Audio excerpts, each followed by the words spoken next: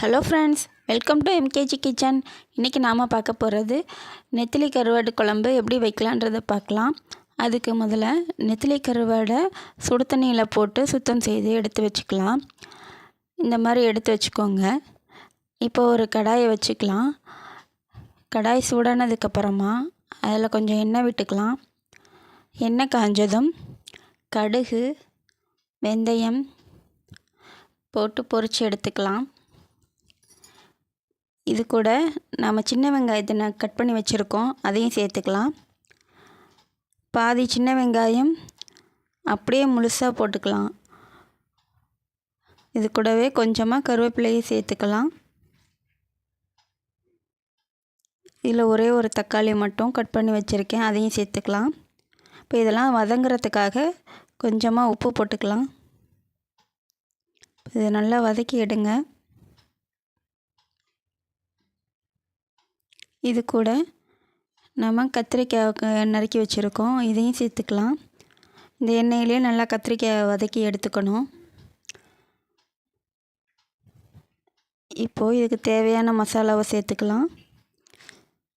மஞ்சள் தூள், குழம்பு மிளகாய்த்தூள், மிளகாய்த்தூள், இது எல்லாத்தையும் சேர்த்துக்கலாம். உங்களுக்கு தேவையான அளவு காரம் எவ்வளோ வேணுமோ அவ்வளோ காரம் சேர்த்துக்கலாம். இப்போ இது நல்லா எண்ணெயிலே வதக்கிட்டு கொஞ்சமாக தண்ணி சேர்த்துக்கலாம். இது கூடவே நம்ம கரைச்சி எடுத்து வச்ச புளி கரைசலையும் சேர்த்துக்கலாம்.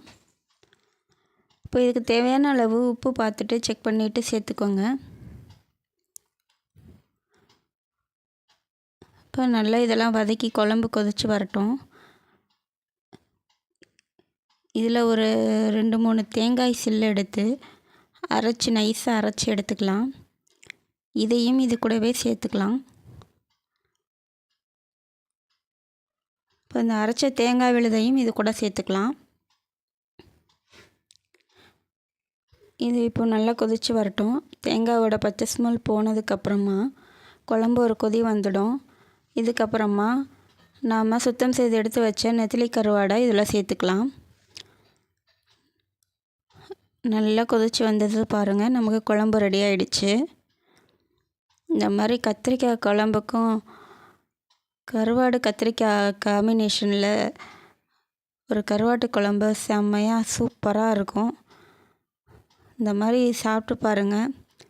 சூடான சாதம் வச்சு சாப்பிடும்போது சாப்பாடு எப்படி உள்ளே இறங்குன்னே தெரியாது, அவ்வளோ சூப்பராக இருக்கும் குழம்பு.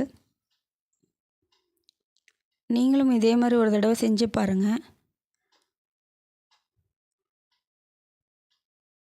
சூப்பரான சுவையில் கத்திரிக்காயும் கருவாட்டு குழம்பும் நமக்கு ரெடி ஆகிடுச்சு.